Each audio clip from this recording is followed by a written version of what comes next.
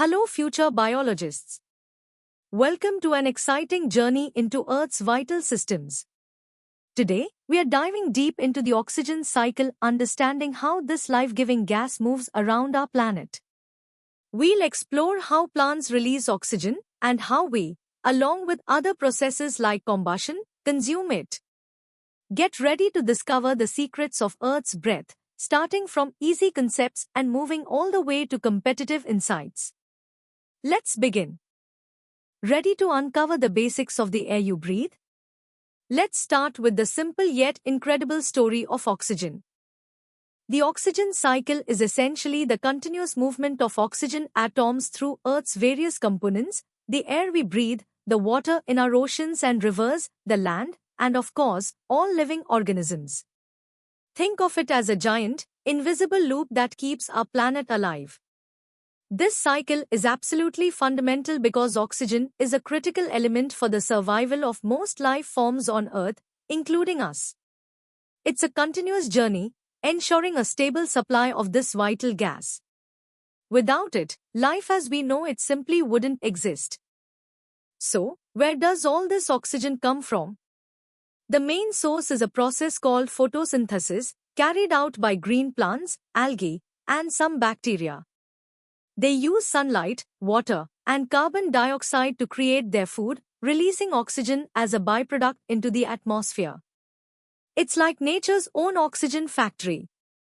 On the flip side, oxygen is consumed in two major ways. First, through respiration. All living things, from tiny microbes to huge whales, breathe in oxygen to break down food and get energy.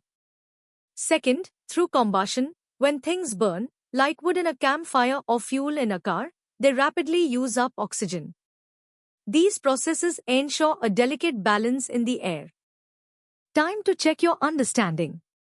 What is the primary process that releases oxygen into the atmosphere?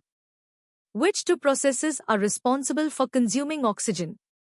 And why is the oxygen cycle considered essential for life on Earth? Take a moment to think about these questions and recall what we've just learned. Now, let's deepen our understanding.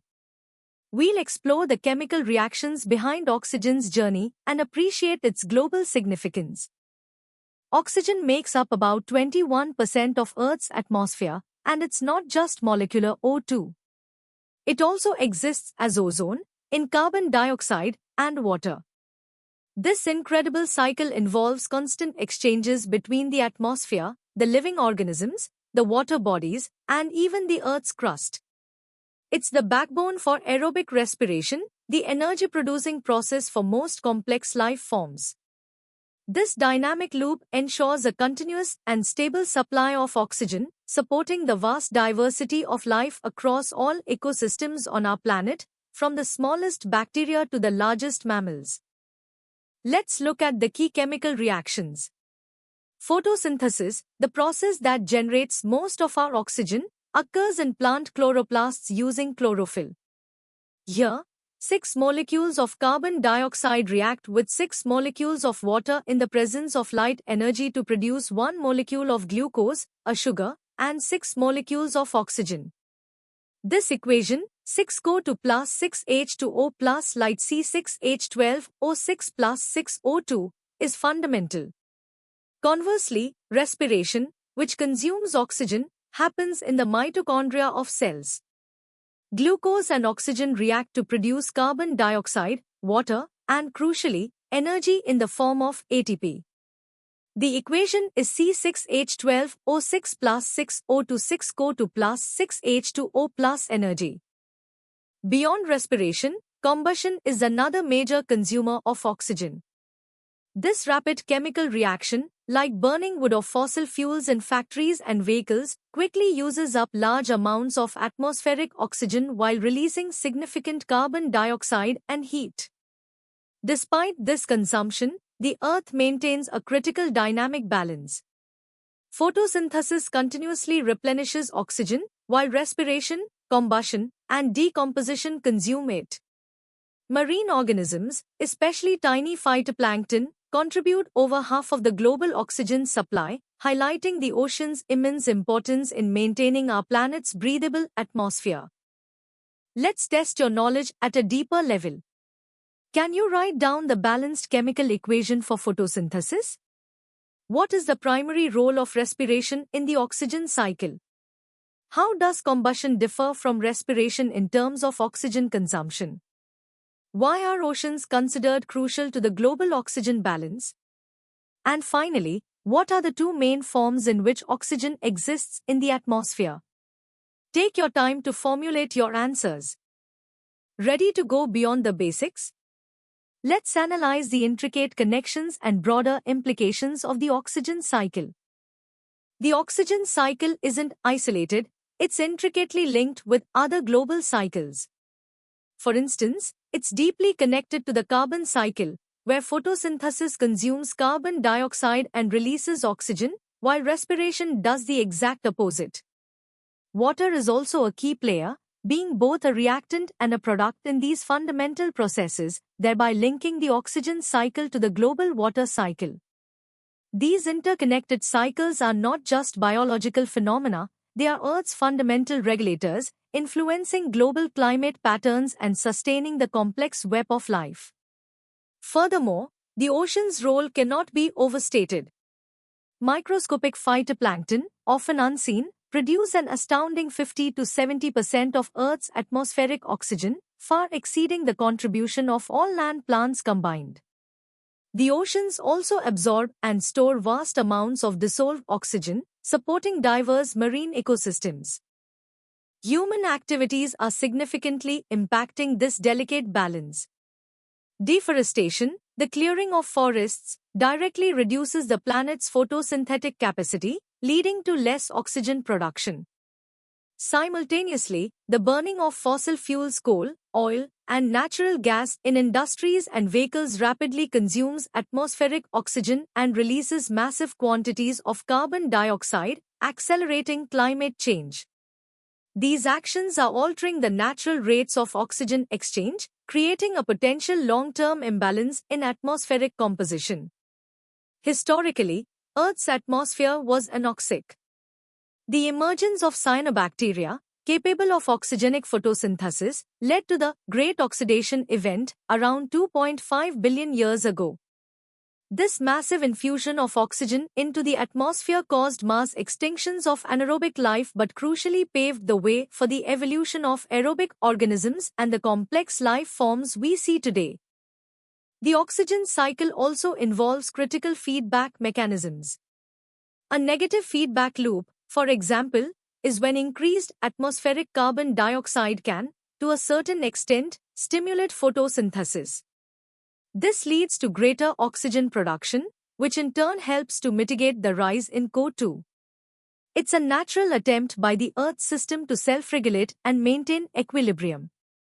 However, there are also concerning positive feedback loops. Ocean warming, a consequence of climate change, reduces the solubility of oxygen in water. This means warmer oceans hold less dissolved oxygen. Additionally, increased thermal stratification prevents oxygen-rich surface waters from mixing with deeper layers. This leads to ocean deoxygenation, creating expanding, dead zones that severely stress marine ecosystems and can further reduce phytoplankton productivity, creating a vicious cycle. Now for some challenging questions. Explain the interconnectedness of the oxygen and carbon cycles.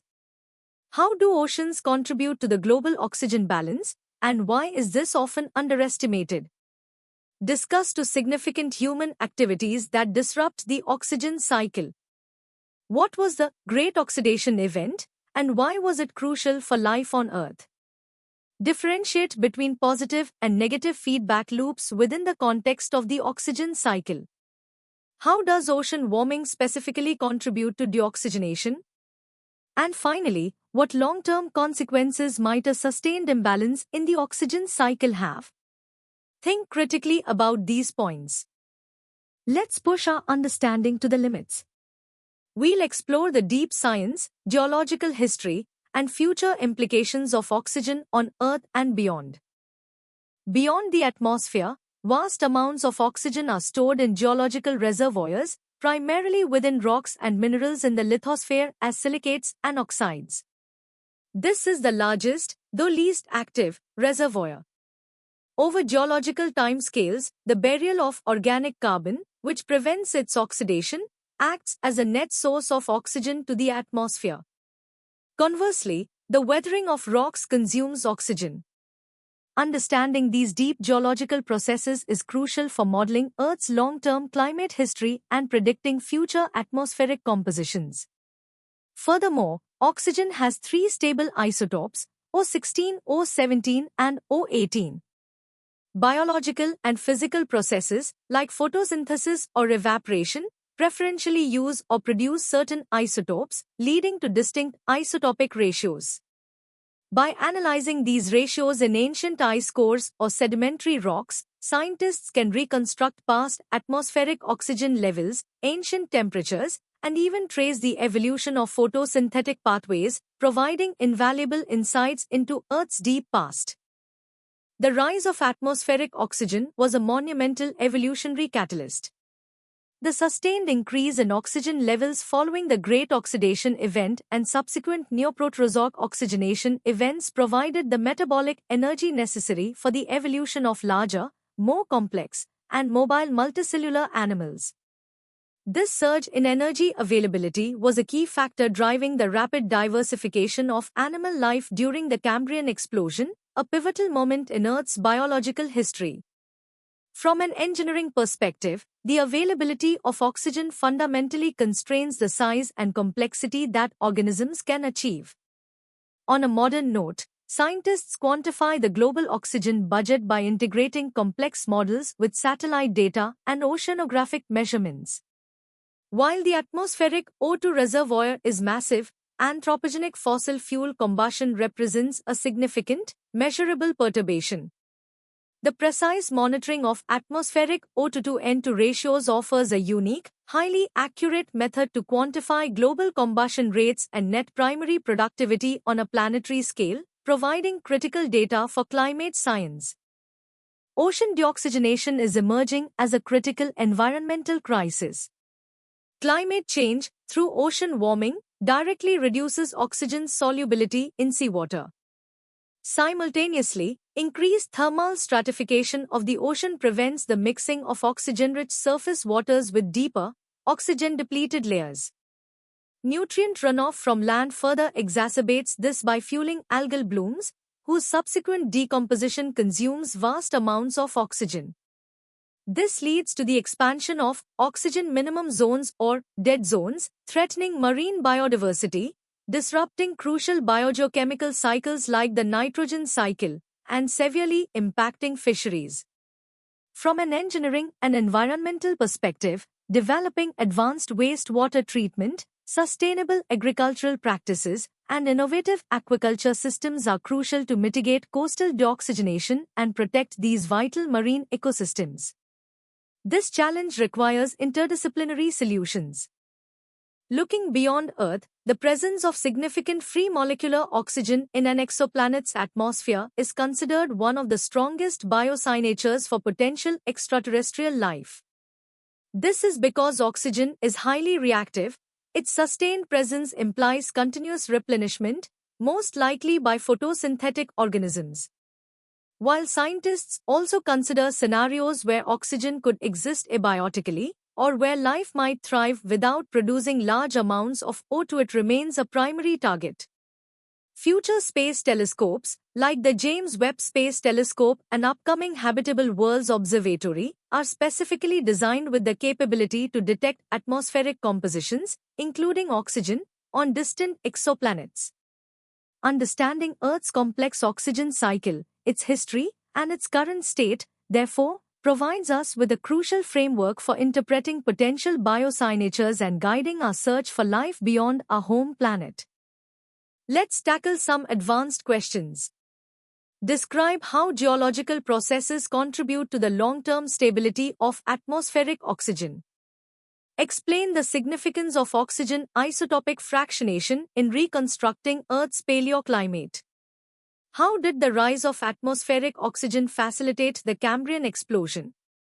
What are the main components of the global oxygen budget, and how do scientists quantify anthropogenic perturbations? And finally, detail the mechanisms through which climate change leads to ocean deoxygenation. Take your time, these require comprehensive answers. Continuing with our advanced questions. Why is the O2N2 ratio considered a precise measure for global combustion and net primary productivity? Discuss the concept of oxygen as an exoplanetary biosignature, including potential false positives. How do nutrient runoff and algal blooms exacerbate ocean deoxygenation? What engineering solutions can mitigate coastal deoxygenation? And lastly, critically evaluate the statement, the oxygen cycle is a perfectly balanced system, immune to human impact. Provide evidence for your argument. These questions will truly test your understanding. And that wraps up our deep dive into the incredible oxygen cycle. We've journeyed from the basics of how we breathe to the complex geological and evolutionary forces that shaped our oxygen-rich world, and even looked at its role in the search for life beyond Earth. Remember, understanding these fundamental cycles is key to appreciating our planet's delicate balance. For more such engaging and in-depth educational content, make sure to visit synapse.omaps.in. And don't forget to subscribe to our channel for regular updates and more fascinating lessons. Keep learning, keep exploring, and keep breathing easy, knowing the oxygen cycle is hard at work.